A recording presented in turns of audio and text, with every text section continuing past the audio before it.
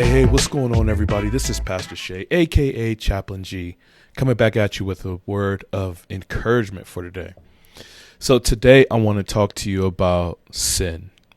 And I'm not going to get deep into it today other than to tell you, beware. Sin is always pursuing you, always after you, always trying to ruin your relationship with God. Even when you have the best intentions to be near God, to pursue Him, to love Him, sin is ever at the door waiting for you to make a mistake. And the story I want to tell you about is from Genesis chapter 4. It's the story of Cain and Abel. Maybe you've heard the story in the past, but I want to read it to you today and just show you how Cain fell for sin and how it didn't work out well for him in his relationship with God. So this is Genesis chapter 4. I'm starting in verse 1 and just read for a little bit. It says, "Now Adam knew his wife, and she conceived and bore Cain, saying, I have gotten a man with the help of the Lord. And again she bore his brother Abel. Now Abel was a keeper of sheep, and Cain a worker of the ground. In course of time, Cain brought to the Lord an offering of the fruit of the ground, and Abel also brought of the firstborn of his flock, and of their fat portions. And the Lord had regard for Abel and his offering, but for Cain and his offering he had no regard. So Cain was very angry, and his face fell. The Lord said to Cain, Why are you angry, and why is your face fallen? If you do well, will you not be accepted? And if you do not do well, sin is crouching at the door. Its desire is for you, but you must rule over it." So, the story of Cain and Abel, you see two brothers, right? You have one brother that's a tender of the sheep, and he's bringing the best of what he has.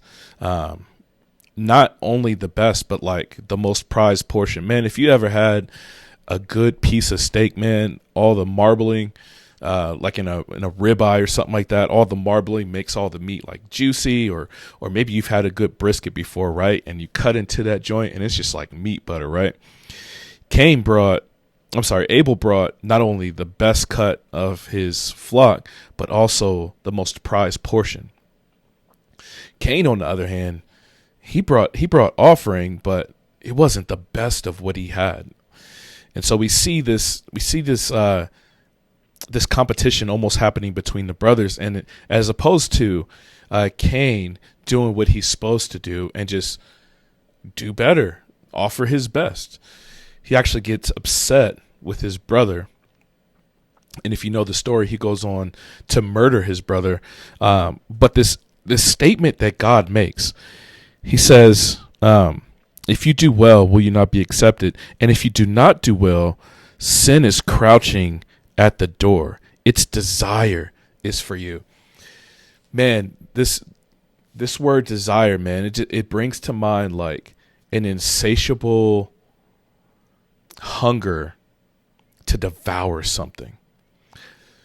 Sin has this insatiable desire to take you away from the presence of God, to take you away from the goodness of God. You see similar language that God tells Eve a couple chapters back. He tells the woman back in chapter 3, your desire will be for your husband, and he shall rule over you. So there's this desire of competition, and sin breeds that disorder.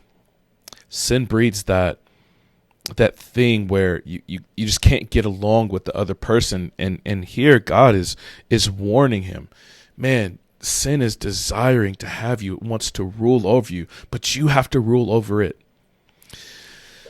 I know sometimes we get caught up in life, and we get caught up maybe in gossip, maybe in talking bad about people, maybe in spending money the wrong way, maybe at looking at stuff we're not supposed to, maybe at just laziness. Laziness has a desire to rule over you. Gossip has a desire to rule over you and wants to devour you. Looking at stuff that we're not supposed to, man, that stuff has a desire to just eat you alive. And God says, but you have to rule over it, man. And as we look at our lives, as we look at the story of the Bible, we come to this conclusion, man, I can't rule over it, man. It's like what Paul says later in the Bible. He says, man, I have this body of death that everything I want to do, I can't do. All the things I can't do, all the things that I don't want to do, those are the things I find myself doing. And I just need help, man. And the good news of the Bible is God has provided help. In what Cain could not stop himself from doing, that green monster of jealousy that welled up in him, the story is here in the Bible because there's going to be one that comes later. The seed that was promised to Eve, that was going to undo the works of evil. That seed comes in the flesh. It's the word of God come in flesh. And he comes to undo the effects of sin in the lives of those who love him and adore him. And once that sin is undone and we pass on to life everlasting, he promises that we have an inheritance that's waiting with him, that no longer will these things try to rule over us. Now what rules over us is God himself and his love and his presence, his glory, his magnificence is on full display, and we get to enjoy it forever. Man, that's an encouraging word for me. Sin will not always be a thing. Even though it desires to rule over me every single day, there's going to be one day when God defeats it all and brings us into his presence to live forever. So I hope that's a word of encouragement for you. Please make sure to like, share, subscribe, all that jazz. Man, hit me up if you guys need anything. If you need me to pray for you, I would love to. My email is going to be down in the description, man. Y'all know I love y'all, man. I really do, and I hope you're doing well. And until next time, grace and peace.